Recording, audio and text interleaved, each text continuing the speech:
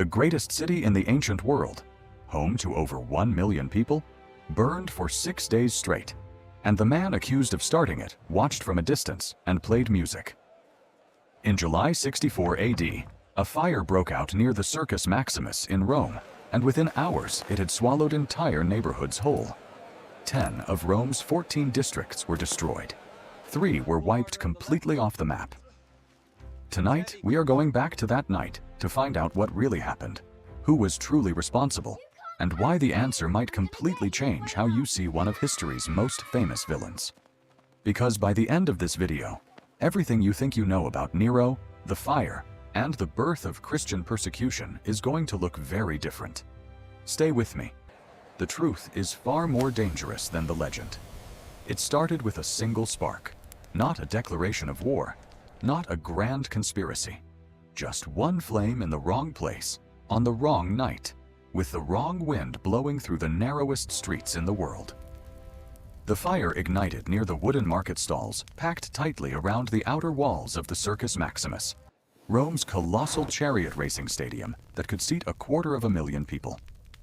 It was midsummer. The air had been dry for weeks. A fierce wind was blowing in from the south. And Rome in 64 AD had no fire brigade, no water pressure system, and no fire breaks between buildings. The city was a maze of timber, thatch, and tightly packed insulae apartment blocks rising 6 and 7 stories high. Within minutes of the first flame catching, entire blocks were gone. Within an hour, the fire had a life of its own. Imagine running through a street no wider than your arms spread wide. Fire on both sides, roaring above your head. Smoke so thick and black, you cannot see your own children running beside you. Buildings collapsing into the street ahead. The heat so intense, it blisters your skin from 10 meters away. That was the reality for hundreds of thousands of ordinary Romans on the night of July 18th, 64 AD. People who went to sleep in the greatest city on earth and woke up inside an inferno. The fire burned for 6 straight days.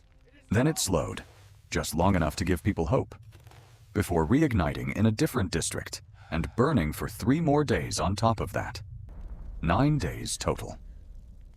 When the smoke finally cleared and Romans dared to walk through what remained, they found a city that was barely recognizable. 10 of 14 districts devastated. The Palatine Hill, home to Rome's most powerful aristocratic families, reduced to ash and rubble. The ancient temple of Jupiter Stator, which had stood for over 5 centuries, gone in an afternoon. Sacred sites, family homes, markets, libraries, records, memories, all of it gone. Over 1 million people were suddenly homeless. Families were separated in the chaos of evacuation. The roads leading out of the city were so overwhelmed with panicking citizens that people died in the crush, not from fire, but from the crowd itself. Rome, the eternal city, the unconquerable city, the city that had never been burned by an external enemy in 800 years, had been brought to its knees by a summer flame. Now, here is where history gets complicated, and where the real story begins. When the fire broke out, Emperor Nero was not in Rome. He was at his private seaside villa in Antium, 35 miles down the coast, relaxing away from the summer heat of the capital. A messenger arrived in the night with the news. Nero rode back to Rome immediately. But by the time he arrived, the rumors had already taken hold. And rumors in ancient Rome traveled faster than any horse.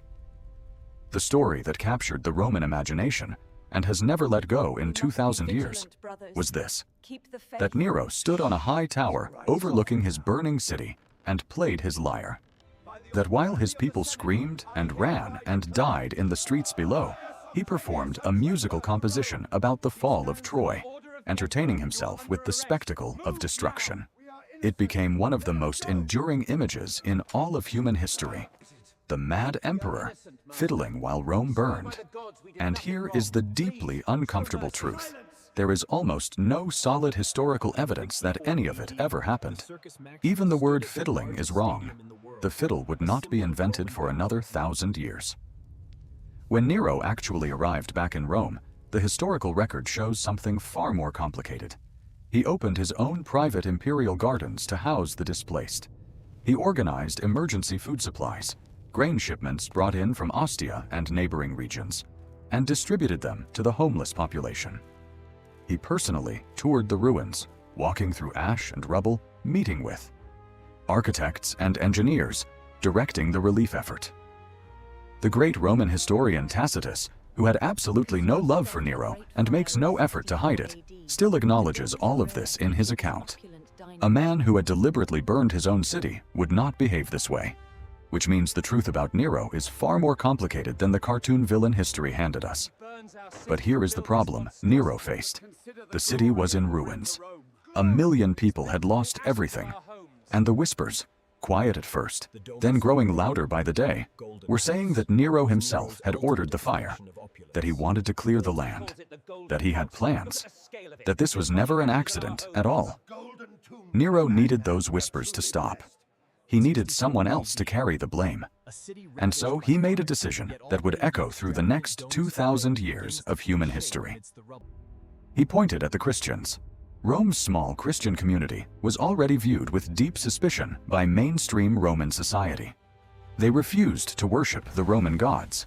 They met in secret. They spoke of a coming end to the world. They were misunderstood, feared, and easy to hate. In a single official decree, Nero designated them as the arsonists, the deliberate destroyers of Rome. And what followed was the first organized, state-sanctioned persecution of Christians in history. Some were fed to wild animals in the arena while crowds cheered. Others were crucified. Others still were wrapped in animal skins and hunted down by dogs. The most grotesque punishment, described in detail by Tacitus himself, was that some Christians were coated in pitch and set on fire, used as living human torches to light Nero's garden parties at night. Tacitus, remember, was a man who had contempt for Christians, and even he wrote that Romans who despised them felt genuine pity watching what was done to them. It had gone beyond punishment into something else entirely. Among those executed during this period, according to the oldest traditions of the Christian Church, were the apostles Peter and Paul. And then, as if confirming every dark suspicion the city held against him, Nero did something that no amount of spin could explain away. On the cleared land at the heart of Rome, the land where hundreds of thousands of Roman citizens had just lost their homes, he began construction of the Domus Aurea, the Golden House, a personal palace so enormous it swallowed 3 of Rome's famous 7 hills. It had a dining room ceiling that rotated to shower guests with flower petals. Its walls were inlaid with ivory and gold. It had its own artificial lake in the center of the city. And at its entrance stood the Colossus, a bronze statue of Nero himself, 30 meters tall, gleaming in the Roman sun. The city had a new joke that spread from tavern to tavern. Rome is becoming one house. Run to the countryside, citizens, if that house has not already swallowed the countryside too. So who really started the Great Fire of Rome? Historians have argued it for 20 centuries, and the honest answer remains: we do not know. It may have been a pure accident in a city built to burn. It may have been deliberately ordered by Nero to make way for his palace. There is even a minority theory suggesting radical groups may have played a role, though most scholars reject this. What history records with absolute certainty is what happened after: the persecution of an innocent minority, the construction of a monument to imperial vanity, and the beginning of the end of Nero himself. 4 years after the fire, in 68 AD, Nero's own Senate declared him a public enemy of Rome. His generals abandoned him. His guards deserted him. He fled the city alone and died in a ditch outside Rome, taking his own life with a blade, reportedly whispering, "What an artist the world is losing in me." A fire started. A city burned. An emperor blamed the innocent, built himself a palace of gold, and called himself an artist while his people lived in rubble. The Christians he tried to exterminate became martyrs whose faith would eventually conquer the very empire that tried to destroy them. The building codes passed after the fire transformed urban architecture for centuries. And Nero, the most powerful man in the world, ended up alone in a field, begging a servant to help him die. Rome burned. Rome was rebuilt. and the people Nero tried to erase with fire outlasted his empire by 2,000 years. History never remembers the powerful the way the powerful intend to be remembered.